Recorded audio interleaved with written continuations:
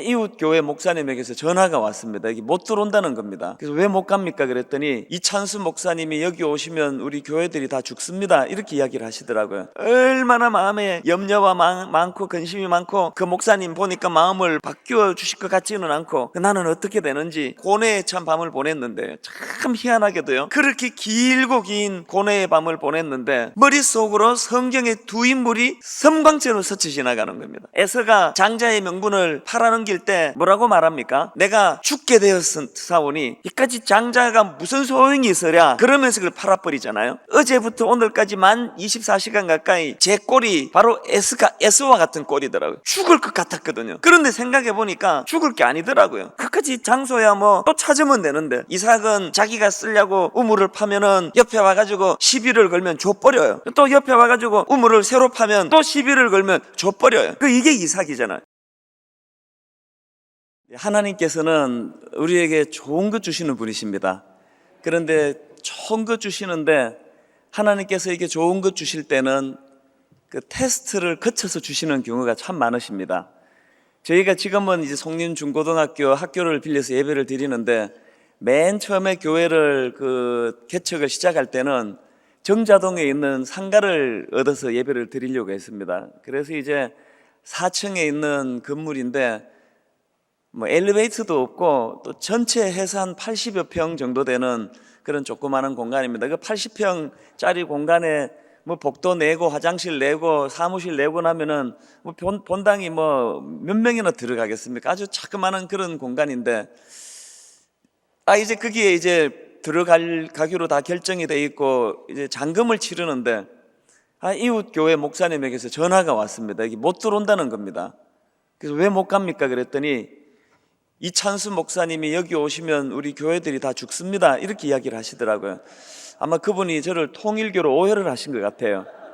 그래서 너무 당황이 돼가지고 이제 잔금 치르고 이제 내일부터 이제 인테리어 공사 들어가고 뭐 이게 다 계약이 돼 있었는데, 부랴부랴 이제 잔금 치르는 그 부동산에다 전화를 해서 하루만 연기하자고 부탁을 드리고 다 양해를 구하고 이제 그분을 찾아갔습니다. 목사님을 찾아갔는데 한 2시간 이상을 제가 얼마나 비굴하게 빌었는지 모릅니다. 그걸 하여튼 찍어뒀어야 되는데, 제가 태어나서 그렇게 비굴했던 데가 없습니다. 무릎만 안 꿇었지 필요했다면 무릎도 꿇었을 거예요.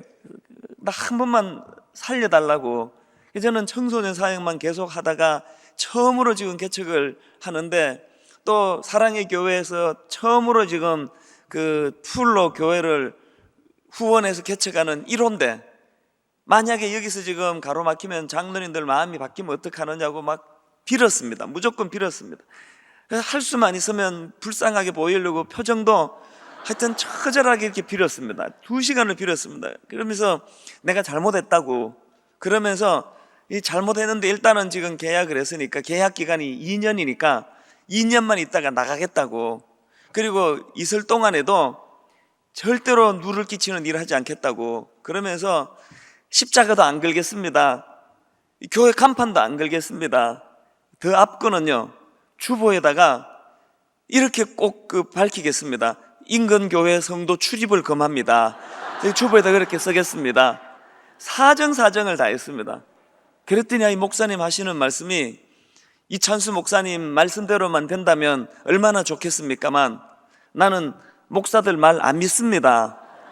얼마나 제 충격이 됐겠습니까? 그래서 청소년 사역만 하던 사람이래 가지고, 그래서 막 빌어도 안 되니까 어떡합니까? 그래서 목사님 조금만 더 생각해 봐 주시라고, 그러면서 이제 다음에 다시 또 찾아뵙겠다고, 그리고 이제 집으로 돌아왔습니다. 원래 그 기간이 그 마석에서 우리 교단에 그 청소년 수련회가 있었는데, 제가 그때 주강사로 섬기고 있었는데 잠깐 와서 이제 그 계약만 하고 다시 들어가려고 나왔는데, 너무 진이 다 빠져가지고 수련회 장소로 갈 수가 없어요. 여러분도 한 2시간 한번 비굴하게 빌어보세요. 보통 일이 아니에요. 막 체력이 다 소진이 돼가지고 생각도 안 나고 막 정리가 안 돼가지고 집에 잠깐 들어가서 이제 쉬었다 가려고 문을 따고 이제 집으로 들어가는데, 그 당시로 우리 막내 아들이 3살 된 애가 있었는데, 이 녀석이 자기 아빠 인기척이 들려지니까 막 전속력으로 달려와 가지고 저한테 이렇게 안기는 겁니다. 갑자기 눈물이 핑 돌더라고요. 그래서 제가 이렇게 독백을 했습니다. 내가 너한테 부끄러운 삶은 살지 않으마. 제가 그렇게 우리 아들을 껴안고는 그렇게 눈물로 그런 독백을 했었습니다. 그리고는 이제 제 방으로 들어가 가지고 이거 뭐 자는 것도 아니고 쉬는 것도 아니고 뭐 잠이 오겠습니까? 근심이 가득한 상태로 오후를 그렇게 누웠다가 이제 경기도 마석으로 수련회 장소를 갔습니다. 그 SC라고 그 수련회가 보통 한 700명 모이면은 많이 모이고 보통은 한 5, 600명 모이는 그런 수련회인데 그 해에 2,000명 가까이 모였습니다. 그래가지고 숙소도 모자라고 애들은 이 바닥에 누워서 잠을 자고 그러는데 저녁 무렵에 가보니까 겨울 비가 부슬부슬 내리는데 세상에 애들이 그 식당이 모자라가지고 막 줄이 뱀처럼 휘어가지고 그래도 안 돼가지고 바깥으로까지 줄이 나가 있는 거예요. 저녁 한 끼 먹겠다고 애들이 비가 많이 오는 건 아닌데 그 부슬부슬 비를 맞으면서 그 식당 앞에 서 있는 겁니다. 주차를 하고 식당으로 들어갔더니 그 줄이 안에도 뭐 하여튼 뭐 말로나 다 설명할 수 없을 정도로 엉켜 있더라고요. 또 눈물이 핑 도는 겁니다.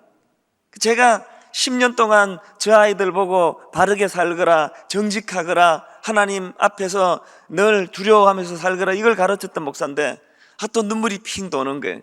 그래서 제가 이렇게 다짐을 했습니다. 내가 10년 동안 너희들을 바르게 살라고 가르쳤던 목사인데 니들 앞에 부끄러운 목사는 되지 않으마. 그런 다짐을 제가 했습니다. 이제 집회가 다 끝났습니다. 그렇게 하고 이제 집으로 돌아왔는데 제 생애에 가장 긴 밤을 보냈습니다. 얼마나 마음에 염려가 많고 근심이 많고 그 목사님 보니까 마음을 바뀌어 주실 것 같지는 않고 나는 어떻게 되는지 한 30몇 명 그때 창립 멤버가 준비 기도 모임으로 있었는데 이분들 또 동료는 되면 어떡하는지 이런 고뇌에 참 밤을 보냈는데 참 희한하게도요 아침 한 6시쯤 됐을 거예요. 그렇게 길고 긴 고뇌의 밤을 보냈는데 아침 6시쯤에 머릿속으로 성경의 두 인물이 섬광처럼 스쳐 지나가는 겁니다. 한 인물이 누구냐 하니까 에서였습니다. 에서가 장자의 명분을 팔아넘길 때 뭐라고 말합니까? 현실을 과장하는 거 아닙니까? 내가 죽게 되었사오니 이까지 장자가 무슨 소용이 있으랴 그러면서 그걸 팔아버리잖아요. 현실을 과장하는 거예요. 뭐 한 끼 굶어보신 분 다 아시겠지만 한 끼 굶는다고 죽는 거 아니거든요. 뭐 사냥하고 체력을 많이 소진이 돼가지고 뭐 배가 많이 고픈 건 사실이겠지만 그게 죽는 건 아니에요. 그 현실을 과장하는 에서가 그날 새벽에 제 머릿속으로 스쳐 지나가는데 어제부터 오늘까지 만 24시간 가까이 제 꼴이 바로 에서와 같은 꼴이더라고요. 죽을 것 같았거든요. 그런데 생각해 보니까 죽을 게 아니더라고요. 저를 믿어주시고 따라주시는 30몇 분의 고마운 창립 멤버가 계시죠. 옥하는 목사님이 풀로 저를 위해서 기도해 주시고 후원해 주시죠. 그까지 장소야 뭐 또 찾으면 되는데 장소가 없으면 우리 집에서라도 예배를 드리면 되는데 갑자기 그런 생각이 드는 거예요. 그리고 또 떠오른 한 인물이 바로 이삭이었습니다. 아시겠지만 이삭은 자기가 쓰려고 우물을 파면은 옆에 와가지고 시비를 걸면 줘버려요. 또 옆에 와가지고 우물을 새로 파면 또 시비를 걸면 줘버려요. 이게 이삭이잖아요. 이 두 인물이 머릿속을 싹 스쳐 지나가는데 세상에 그렇게 긴 시간 고뇌했던 제 마음이 이렇게 툭 내려앉는 거예요. 이 사람의 그 걱정, 근심 또 탐욕이라는 건요 얼마나 그게 참 미묘한지 모르겠어요. 그래서 제가 마음의 자유를 얻고는 벌떡 일어나가지고 컴퓨터를 켜가지고 그 목사님에게 메일을 보냈습니다.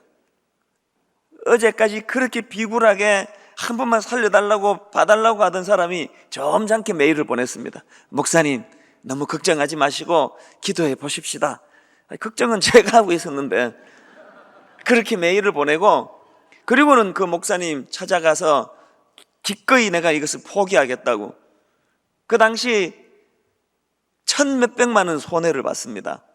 개척교회 지금이야 뭐 그 정도 얼마든지 뭐 할 여력이 있습니다만 그 당시로 개척하는 입장에서 1,000몇백만 원은 그건 돈이 아니고 피입니다, 피.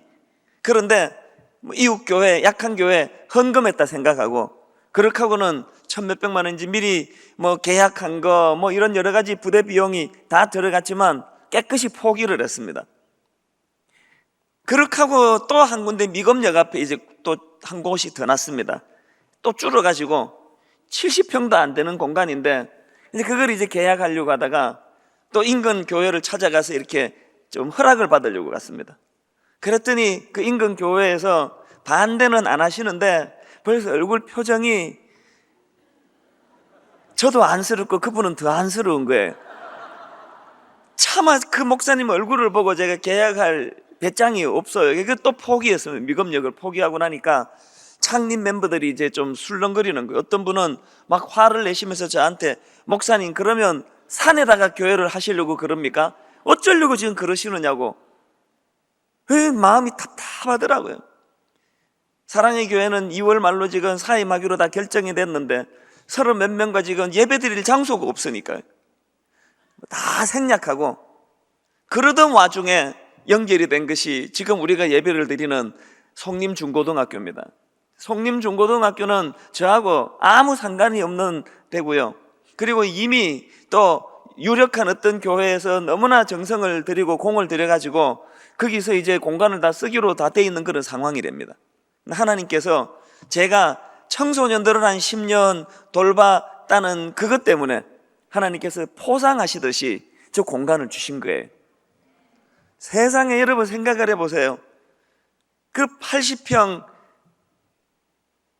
빼앗길 것 같아가지고 고뇌에 찬 하루를 보냈는데, 그때 제가 만약에 고 했으면은 송림중고등학교하고 저하고는 평생에 아마 아무런 연관이 없는 그런 관계로 끝났을 거예요. 그때 이제 시간이 촉박해가지고 제가 고 하면은 이제 인테리어 들어가고 빨리빨리 해가지고 바로 이제 몇 주 뒤부터 예배를 드려야 되는 상황이거든요. 그 당시로 제가 스톱, 이 무슨 고스톱 치는 것 같은데, 그때 제가 고 하지 않고 그때 스톱 했기 때문에 점당 얼마 이렇게는 상상하지 마세요. 그래서 제가 이 송림중고등학교 오게 된 거예요. 그래서 그때 깨달은 게 뭐냐, 하나님이 좋은 것 주시길 원하시는데 좋은 것 주시기 전에 테스트를 거치시더래요. 기왕 주실 거 바로 주셨으면 제가 그런 마음고생 안 해도 됐을 텐데, 그러고 제가 생각을 해보니까요, 그 만 하루 동안의 고뇌하는 시간이요, 하나님께서 보시기에 얼마나 그 가소로우셨겠어요. 저 철없는 거 저거. 지금 저 송림중고등학교가 10,000평이 넘는 공간이거든요.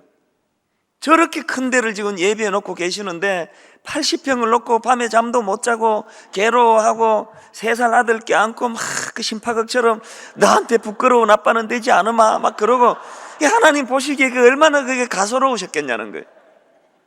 그래서 제가 처절하게 깨닫는 게 뭐냐면, 그리고도요 바로 계약이 된 게 아니에요. 피를 말리는 한 2달간의 과정이 있었거든요. 될 듯 하는데 이게 잘 안 되는 거예요. 하나님도 이상하시잖아요. 기왕 주실 거 그냥 뭐 기마이 쓰듯이 이렇게 팍 주시면 되는데 그렇게 시간을 끄시는 거예요. 제가 깨닫는 게 뭘까요? 하나님은 좋은 것 주시되 인내의 통로를 통해서 주시더라는 겁니다. 여러분, 우리가 얼마나 이렇게 어리석은 일을 범할 때가 많습니까? 저는 여러분들이 하나님의 이 신실하심을 믿으시기에 오늘 밤 여기에 모이신 줄로 믿습니다. 하나님께서 우리에게 좋은 거 주실 때는 테스트를 거친다는, 제가 아무리 생각해봐도 그때 그 테스트에 제가 그때 그 교회하고 막 당신이 무슨 상관이냐고 멱살잡이하고 그러면서 들어갔으면 어떡하겠습니까? 이 뭐 민주국가에 우리가 계약한 공간인데. 그럼에도 불구하고 내가 목회 시작을 교회끼리 싸움질하면서 해야 되겠냐는 그런 생각으로 그것을 내려놓는 것에서부터 분당 우리 교회에 부어주는 축복이 시작이 되더라는 겁니다. 그래서 분당 우리 교회의 1등 공신은 그 80명으로 가겠다는 분당 우리 교회를 막아주신 그 목사님이 얼마나 고마운 분이에요.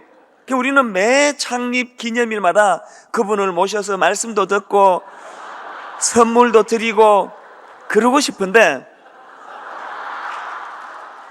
그분이 민망하실까봐 그렇게 못합니다.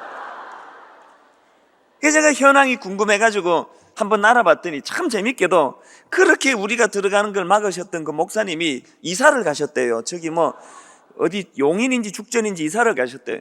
인간적으로 생각하면 좀 이따가 자기도 이사 갈 거면서 뭐 그렇게 심하게 막았나 그렇게 생각하지만 그게 그런 게 아닙니다. 그분은 당신의 사명이 다 끝났으니까 이제 우리 교회가 거기 들어오는 걸 기어이 막으시는 사명이 다 끝나셨으니까 이제 떠나신 거예요. 뭔 얘기를 하는지 저도 잘 모르겠는데 한 가지 확실한 건 이거예요. 하나님은요 좋은 것 주기를 원하십니다. 10,000평 주기를 원하시지 80평 주기를 원하는 분이 아니십니다. 그런데 80평을 원하는 연약한 우리들을 하나님께서 불쌍하게 보시고 테스트를 거치는 거예요. 우리가 하나님 앞에서 이런 도전 정신을 가지고 하나님께서 하나님의 방법으로 좋은 것 주신다. 그 테스트에 통과되는 믿음의 깊이를 가져야 되겠다. 이것이 오늘 기도하는 여러분들의 기도 제목이 되어야 될 줄로 믿습니다. 제가 하나 질문을 던져볼게요. 이 다윗에게 있어서 가장 고마운 생명의 은인이 누구라고 생각하십니까? 요나단. 그렇게 대답하실 줄 알았습니다. 만약에 요나단이 정답이면 제가 이런 시시한 질문을 내겠습니까? 정답은요 요나단이 아니에요. 요나단은 약간 고마운 존재예요. 다윗에게 있어서 요나단보다 진짜 고마운 존재가 있는데 골리앗입니다. 세상에 다윗에게 골리앗이라는 장애물이 없다는 것은 상상을 못합니다. 골리앗이 없었으면 다윗은 평생을 초라한 목동으로 인생을 끝낼 뻔한 존재예요. 그런데 그 괴물 같은 장애물이 나타나가지고 그 물맷돌에 맞아 죽어주는 바람에 다윗이 목동에서 위대한 왕으로 부상하는 계기가 된 거예요. 준비 안 된 이스라엘 백성들에게는 요나단이 자기 신세를 망치는, 자기 인생을 가로막는 장애물이었습니다. 하나님 앞에 잘 준비된 다윗에게는 그 못된 장애물 요나단이 자기 일생에, 요나단이 아니고 골리앗이, 저는 분당 우리 교회에서도 늘 이렇게 하니까 여러분이 그냥 적응하는 게 빠르실 거예요. 제가 요나단 그래도 저게 지금 골리앗이구나 이렇게 받으시면 됩니다. 어릴 때 연탄가스를 많이 마셔가지고 그 다윗에게 있어서는 이 요나단보다도 더 고마운 존재가 이 골리앗이라는 거예요. 그리고 또 두 번째로 고마운 존재가 누군지 아십니까? 사울이에요. 사울. 세상에 다윗에게 사울만큼 고마운 존재가 없습니다. 다윗을 연단은 안 거치고 바로 왕을 시켰으면 그 큰일 날 뻔했습니다. 그렇게 훈련을 받고도 그 잠도 안 자고 옥상을 어실렁거리다가 남의 여자가 목욕하는 거 보고 뒷조사는 왜 해요? 뒷조사해가지고 그 여자를 불러서 성적인 죄를 짓고 임신시키고 그것도 모자라가지고 그 남편을 음모를 꾸며서 죽이고 하는 이런 미숙한 사람이 바로 다윗이거든요. 그런데 이렇게 미숙한 다윗을 바로 왕으로 세워놓으면 얼마나 많이 다치게 하겠습니까? 그러니까 하나님께서는 사울을 통해서 다윗을 연단하는 거예요. 지인 에드워드라는 분이 쓴 세왕 이야기라는 책이 있는데 이 책에 참 의미 있는 이야기랍니다. 하나님은 다윗 바깥에 있는 사울을 들어서 다윗 내면에 있는 사울을 죽이는 작업을 하셨다는 겁니다. 너무나 깊은 이야기예요. 하나님은 다윗을 한나라의 왕으로 세우기 전에 다윗 내면에 있는 저급한 탐욕과 자기 자신만을 위하는 마음과 질투와 욕망 덩어리, 다윗 내면에 있는 사울을 죽이기 위하여 다윗 바깥에 있는 사울을 들어 사용하셨다는 거예요. 그래서 죽을 고생을 하면서 그가 연단이 되는 거예요. 그래서 가만히 생각하면 다윗에게 있어서 진짜 고마운 존재는 사울입니다. 자, 이런 맥락에서 본다면 우리가 감당을 못해서 날마다 넘어지고 허덕거리는 거죠. 기도하는 분들이니까, 믿음을 가진 분들이니까. 여러분 주변에 여러분을 괴롭힌 어떤 분이 계십니까? 그분이 여러분 내면에 있는 그 못된 이 사람이 가진 성격을 죽이려고 하나님 보내주신 도구라는 사실을 믿으시기를 바랍니다. 죽으라고 여러분을 괴롭히는 그 시어머니요, 더 이상 미워하지 마세요. 그런 시어머니라도 만났기에 여러분이 기도하러 여기 오지 뭐하러 오셨겠습니까? 여러분을 괴롭히는 그 며느리, 저 인간 때문에 우리 집안이 망했다 생각하시지만 그렇지 않습니다. 우리 권사님들에게 그런 못된 며느리가 있어가지고 그렇게 기도하러 오셨잖아요. 하나님께서는 오늘도 우리에게 좋은 것 주시기를 원하시는데, 좋은 그릇을 예비하도록 다윗에게 사울을 보내주시듯이 다윗에게 골리앗을 보내주시듯이 이런 장애물을 통해서 하나님 일하신다는 것입니다. 그러니까 환경이 문제가 아니에요. 이런 것들을 크더니 감당할 수 있는 강한 믿음이 필요하다는 겁니다. 서울의 영동 세브란스 병원에 이희대 교수라는 분이 계세요. 이분은요, 암 전문가예요. 아마 이분 이야기 들은 분도 계실 거예요. 여성들의 유방암, 또 갑상선암에는 우리나라의 대가래입니다. 얼마나 이 분야의 대가인지 1년에 암 수술만 600차례씩 하는 분이에요. 하여튼 이 할렐루야 교회는 성도들이 이 스케일이 크셔가지고 어지간한 일에는 안 놀라시는 것 같아요. 1년에 600차례 수술을 한다 하면은요, 주일날 빼고 토요일 빼고 나면 하루에 2번 이상 수술을 해야 되는 거예요. 그래도 안 놀라시네요. 아이, 대단하세요. 하여튼 1년에 600차례씩 암 수술을 하는 암 전문가인데 당신이 암에 걸리셨어요. 대장암에 걸렸는데 사기래요, 사기. 암 사기가 뭘 말하는지 아시죠? 수술해도 회복이 쉽지 않은 상황이 암 사기예요. 그런데 특이한 거는요, 이대 박사가 암 사기에 걸렸는데 대장암 사기를 갖고도 아무 문제 없이 평상시랑 똑같이 활동하고 환자들을 돕는다는 거예요. 이게 너무나 신기해가지고 기자가 찾아갔답니다. 아니, 선생님은 암 사기인데 어떻게 이렇게 멀쩡하게 평상시와 똑같이 생활하십니까? 유명한 말씀을 이분이 하셨습니다. 암하고 같이 좀 살면 어떻습니까? 나는 암을 친구 삼아 달래가면서 그렇게 삽니다.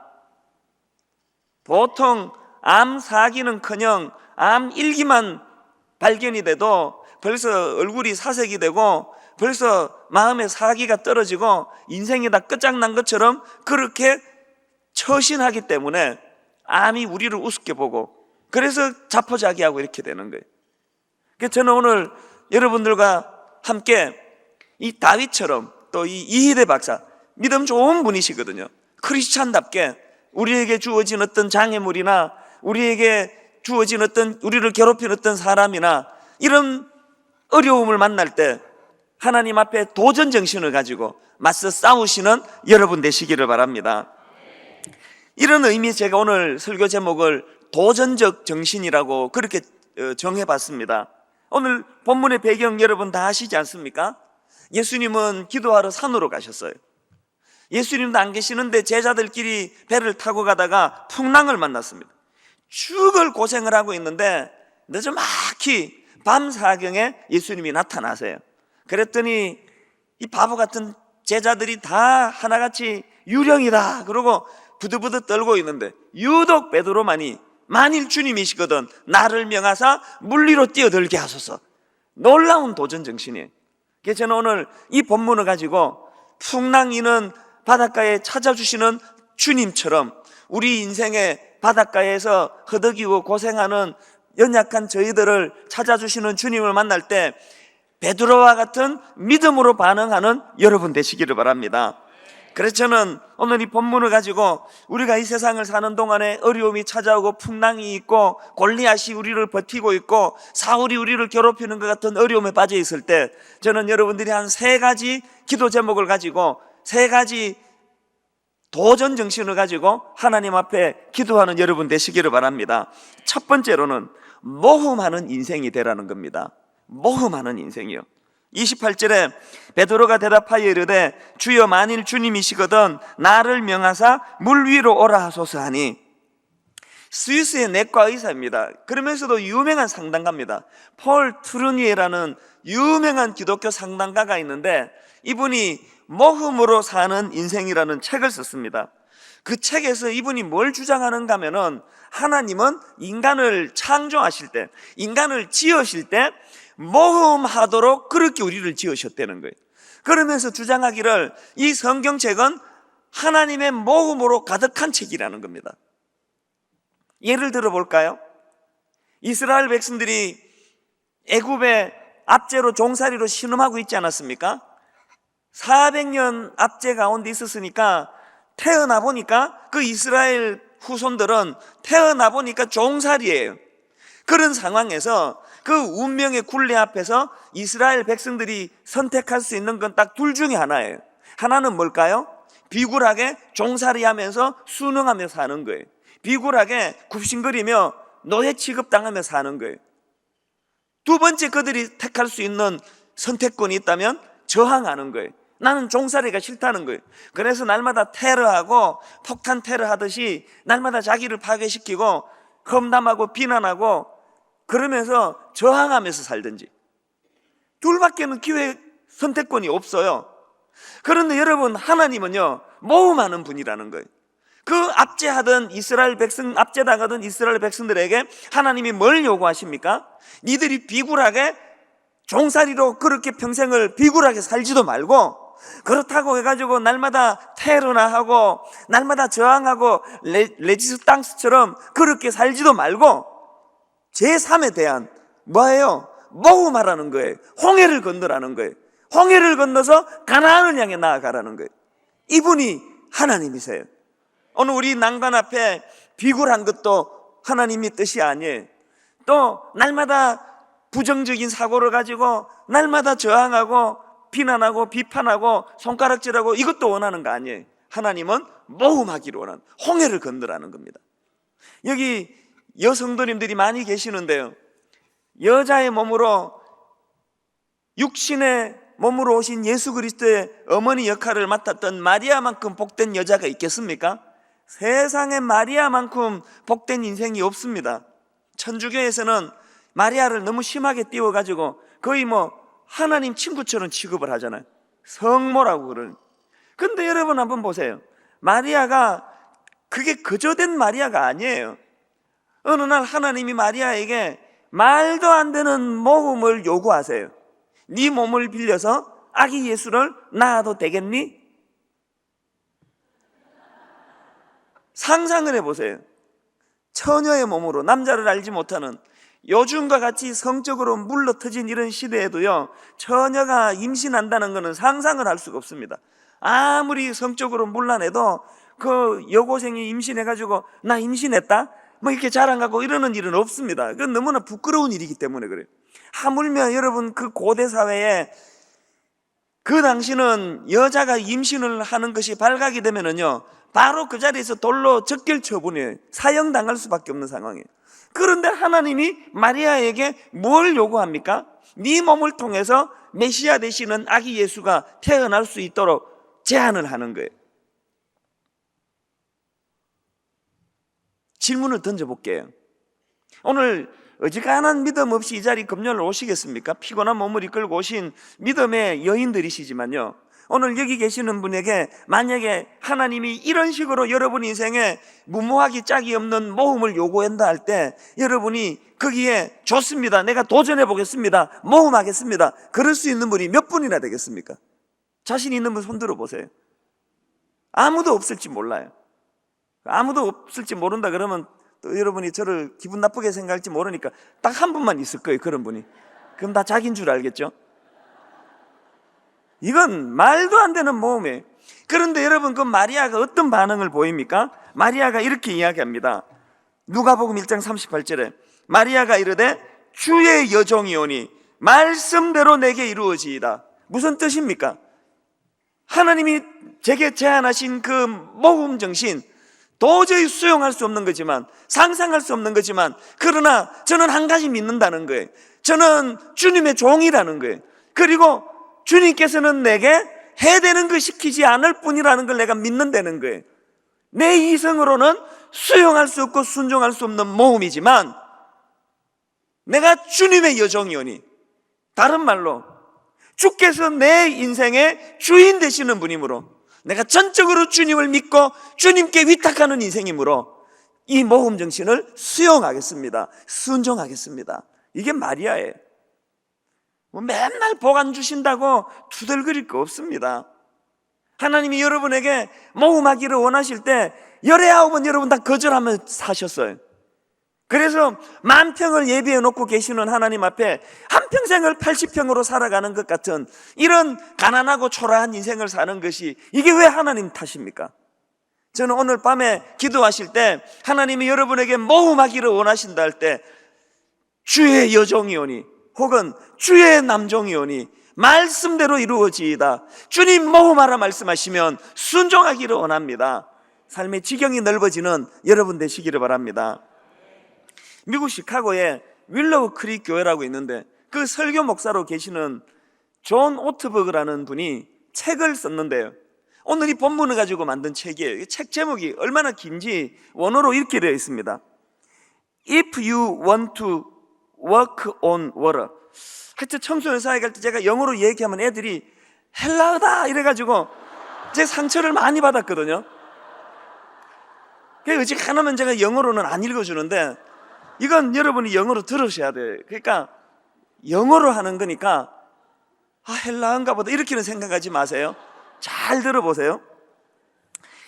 If you want to walk on water. 웃지 마세요.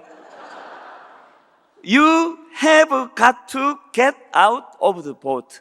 이건 또 도구 같기도 하네요. 무슨 뜻인지 이해가 되시죠? 네가 만약에 물 위를 걷는 기적을 경험하고 싶으면 어떡하라고요? 배에서 뛰어내려야 된다는 거예요. 배에서 뛰어내리지 않는데 물 위를 걷는 기적은 없다는 거예요. 그냥 원어 그대로 다 외워버리시면 좋을 것 같아요. If you want to walk on, 내가 오죽하면 영어로 하겠습니까? If you want to walk on water, you have got to get out of the boat. 오늘 이 한 말씀 붙잡고 기도하시기를 바랍니다. 여러분, 주님의 은혜로 물 위를 걷고 싶으시잖아요. 주님의 은혜로 기적을 경험하고 싶잖아요. 그런데 배에서 뛰어내리지 않고 난간을 붙잡고 있는데 어떻게 물 위를 걸을 수 있습니까? 제가 사랑의 교회를 10년간 사역하다가 교회를 사임하고 분당에다 개척하려고 하니까 죽을 것 같더라고요. 옥하는 목사님이라고 하는 너무너무 안전한 배를 붙들고 10년을 살았거든요. 지혜의 왕이에요. 얼마나 지혜로운지 여러니요, 세상에 풀려지지 않는 일이 없어요. 무슨 문제든지 목사님께 갖고 가면 한 1분 안으로 답이 다 나와요. 이렇게 하면 된다, 저렇게 하면 된다.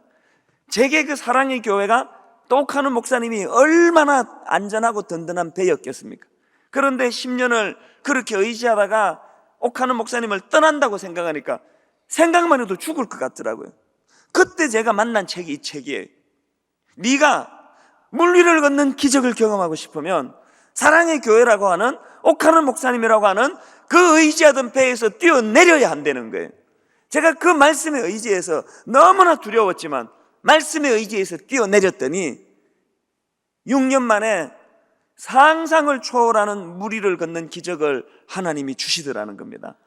저는 오늘 밤에 기도하실 때 여러분이 불신앙으로 붙잡고 있는 그 백고물, 불신앙으로 붙잡고 있는 그 뱃머리로부터 뛰어내리는 결단이 있게 되기를 주님 이름으로 축복합니다. 그런가 하면 두 번째로요, 첫 번째가 모험하는 인생이 되라고 말씀드렸는데 두 번째가 굉장히 중요합니다. 모험하되 하나님의 뜻을 구하며 행하는 모험이 되라는 겁니다. 저는 주일학교 선생님이 원망스러워요. 수능터리로 성경을 가르친 게 한두 가지가 아닌데 그 중에 하나가 이거예요. 주일학교 선생님이 이 본문을 가지고 어린 저희들한테 가르치시면서 하는 이야기가, 베드로가 말이지 성질이 급하고 더러워가지고 그 물로 팍 뛰어내렸다가 그래가지고 죽을 고생을 했다, 그렇게 가르쳤어요.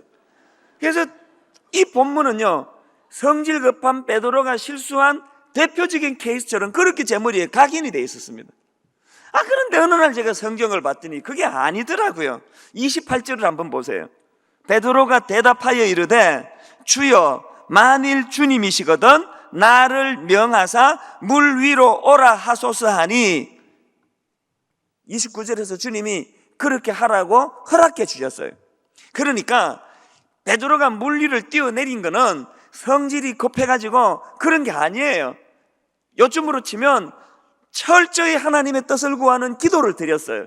그리고 요즘으로 치면 하나님의 뚜렷한 응답을 받았습니다. 그 응답을 가지고 모험했던 것이 베드로의 본문입니다. 알지도 못하면서 이런 식으로 남의 그 성격을 가지고 그 이상한 사람이에요, 그 주일학교에서.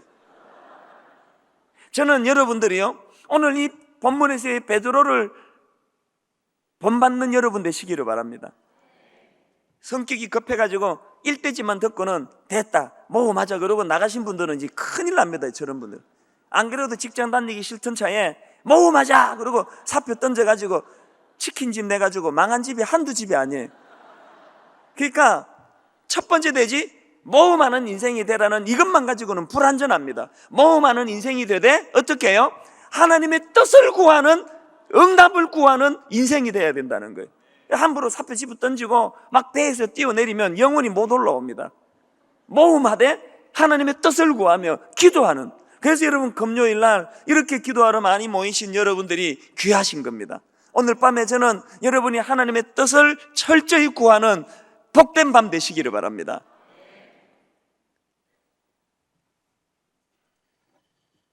저는 언젠가 R.A. 토레이 박사가 쓴 기도의 능력과 능력의 기도라는 책을 읽다가 어느 대목에서 제 가슴을 예리한 어떤 그 칼로 난도당하는 그런 아픔을 경험한 적이 있었습니다. 이 토레이 박사가 뭐라고 현대 교회와 현대 성도들을 질타하는가 하면은요, 왜 초대교회에 그렇게 능력이 뛰어났던 교회가, 왜 초대교회에 그렇게 말씀의 능력으로 풍성한 삶을 살았던 성도들이 있었는데 오늘날 교회가 왜 이 모양이며 오늘날 성도들이 왜 이렇게 초라하게 사느냐는 거예요. 그러면서 이분이 야고보서 4장 2절에 나오는 짧은 구절이요, 너희가 얻지 못하면 구하지 아니함이라, 이 짧은 한마디를 가지고 책망을 하는데 얼마나 마음이 아팠는지 몰라요. 그리스도인으로서 영적 성장이 없는 이유가 뭔지를 아느냐? 대답은 간단하다는 거예요. 너희가 얻지 못하면 구하지 아니하며. 오늘날 초대교회와 같은 놀라운 부흥의 역사가 한국교회에, 미국교회에 잘 일어나지 않는 이유가 어디에 있는지 아십니까? 대답은 간단해요. 너희가 얻지 못하면 구하지 아니하며. 가정들마다 자녀들이 우상이 돼가지고 지금 자녀들 때문에 허덕허덕 죽을 고생을 하고 있는데 왜 이런 일이 일어나느냐? 너희가 얻지 못하면 구하지 아니하며. 너무너무 마음 아프게 제가 그 책을 읽었습니다. 니체가, 여러분 다 아시지만요, 니체가 신은 죽었다 이런 발칙한 소리를 하는 사람 아닙니까? 그랬더니 독일 교회가 발칵 뒤집어졌어요. 독일 교회가 니체를 향해 가지고 성명을 내고 신성 모독하는 그런 발언을 취소하고 사과하라는 식으로 그렇게 벌떼처럼 일어났습니다. 그랬더니 니체가 한 유명한 이야기가 있습니다. 내가 신이 죽었다고 말했다. 아무 근거도 없이 한 이야기가 아니다. 나는 증거를 댈 수 있다. 신이 죽었다는 걸 증거할 수 있다는 거예요. 그러면서 한 이야기가, 저 무기력한 교회를 봐라. 교회는 신이 죽었다는 걸 증거하는 장소라는 거예요. 그러면서 했던 유명한 말이 있습니다. 교회는 신의 무덤이다 그랬습니다. 얼마나 제가 충격을 받았는지 몰라요. 너무너무 자존심 상하더라고요. 목사로서 이것보다 더 자존심 상하는 일이 있습니까? 오늘날 교회에 무기력한 걸 보라는 거예요. 아무런 일도 일어나지 않는 이 교회, 교회야말로 신의 무덤이라는 거예요. 너무 제가 열이 받쳐가지고 작년에 아프간 사태 이후로 교회가 꼭 포위당한 듯한 이런 절망적인 상황 속에 있을 때 저는 주일 예배 시간에 분당 우리 교회 성도들에게 전쟁을 선포했습니다. 니체가 이렇게 말했다고. 교회는 신의 무덤이라고. 무기력한 저 교회를 보면 신이 죽었다는 걸 증명할 수 있을 거라고. 오늘 한국 교회가 이런 형편인 것 같은데, 오늘 분당 우리 교회가, 오늘 여러분과 제가 교회가 신의 죽음 무덤이 아니라 하나님의 주 활동 무대인 것을 분당 우리 교회가 한번 보여주자고 그랬습니다. 많은 성도들이 아멘으로 화답을 하나님 앞에 금요일마다 나와 기도하고 부르짖고 사모했습니다. 여러분, 짧은 6년 동안에 하나님 없이는 설명할 수 없는 얼마나 많은 기적 같은 일들이 일어났는지 아십니까? 여러분, 교회에서도 그런 역사가 일어나고 있으리라고 믿습니다만, 뇌종양 걸렸던 젊은 형제가 기적같이 회복이 되고, 자궁암 3기로 절망하던 여학생이 순전히 금요교대에 나가 기도하는 가운데 병이 떠나가고, 이런 육신적인 고침만이 문제가 아니고요, 수십 쌍의 이혼을 경험한, 혹은 이혼을 앞두고 있는, 혹은 별거했던 가정들이 회복이 되는 역사가 일어났습니다. 교회는 신의 무덤이 아니에요. 오늘 맨날 교회에서 찢고 뽑고 싸우고 자기들끼리 험담하고, 꼭 마치 골리앗 앞에서 다윗하고 다윗의 맏형 엘리압이 싸움질하고 있는 것 같은 이런 비참한 한국교회 앞에서 우리가 하나님 앞에 도전해야 됩니다. 우리가 맨날 우리끼리 싸움이나 하고 헐뜯고 비판하고 손가락질하고 무슨 권사가 어떠네, 무슨 집사가 어떠네, 무슨 목사가 어떠네 이러고 있을 동안에 세상 사람들은 교회를 보러, 저 꼴을 보라고, 교회는 신의 무덤이라고 조롱을 한다는 겁니다. 저는 오늘 기도하는 여러분 모든 성도들이 하나님 앞에, 하나님 교회가 신의 무덤이 아니라 오늘도 일하시는 주 활동 무대가 되게 하여 주시옵소서. 하나님 앞에 도전하는 여러분 되시기를 바랍니다. 마지막 세 번째로, 실패를 두려워하지 않는 모험가가 되라는 겁니다. 여러분, 앞에서 말씀을 드렸습니다. 베드로가 제 성격에 못 이겨가지고 하나님의 뜻도 구하지 않고 주님의 뜻도 구하지 않고 뛰어든 게 아니에요. 베드로는 분명히 주님의 뜻을 구했습니다. 그리고 주님이 허락해 주셨어요. 뛰어내리라고 허락해 주셨어요. 그래서 그 주님의 말씀에 의지해서 뛰어들였는데 문제가 생겼습니다. 29절을 보십시오. 오라 하시니 베드로가 배에서 내려 물 위로 걸어서 예수께로 가되 바람을 보고 무서워 빠져가는지라 소리를 질러 이르되 주여 나를 구원하소서 하니. 분명히 하나님, 예수님에게 허락을 구했고 예수님이 오라 분명히 허락하셨는데 물에 빠졌어요. 죽게 됐어요. 뭘 의미할까요? 우리가 분명히 하나님의 뜻을 구하고 시작한 창업인데, 분명히 하나님의 뜻을 구하고 행한 어떤 일인데 잘못될 수 있습니다. 실패할 수 있습니다.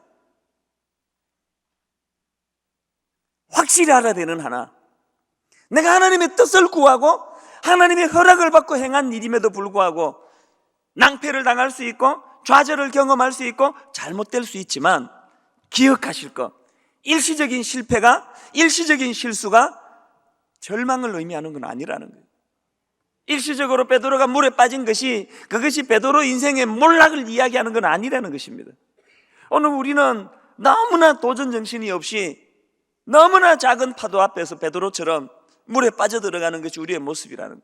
저는 오늘 종을 통해서 성령님이 여러분을 위로하고 계시고 있다고 저는 믿습니다. 뿐만 아니라 종을 통해서 성령님께서 이 시간 여러분을 치료해 주실 줄로 믿습니다. 여러분 안에 있는 그 패배의식이요, 이제 나는 안 된다, 나는 물에 빠졌다, 나는 끝장이다, 나는 일어설 수 없다, 그렇지 않습니다.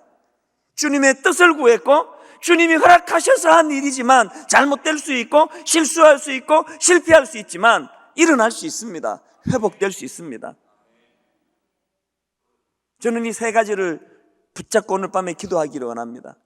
모험 정신을 가진 인생, 모험하되 하나님의 뜻을 구하며 모험하는 인생, 모험하되 실패를 두려워하지 않는 하나님의 사람이에요.